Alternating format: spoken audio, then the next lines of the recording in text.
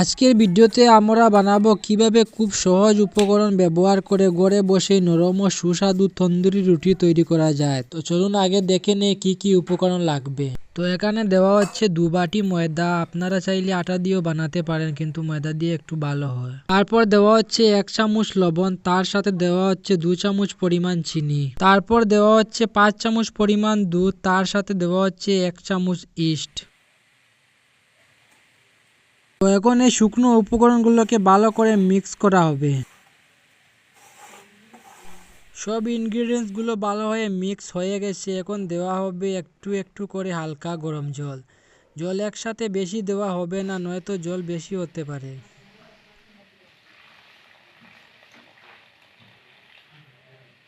তারপর ডুয়োটাকে ভালো করে মেখে নেওয়া হবে।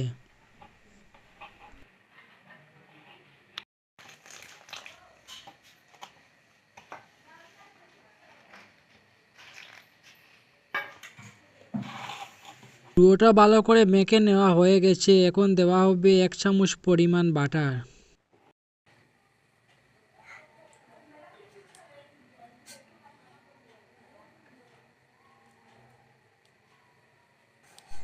তারপর আবার ডুয়োটাকে ভালো করে মেখে নেওয়া হবে। মনে রাখবেন ডুয়োটা যত সফট হবে রুটিগুলো তত সুস্বাদু হবে।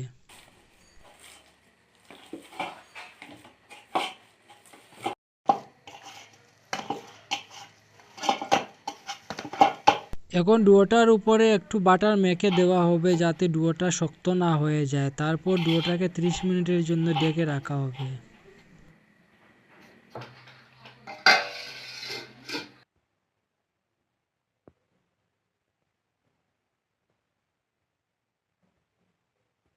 তো 30 মিনিট হয়ে গেছে। এখন আবার একটু ডুয়োটাকে মেখে নেওয়া হবে। তারপর গুল গুল করে বল বানানো হবে, আর বলগুলো নর্মাল রুটির থেকে একটু বড় করে বানাতে হবে।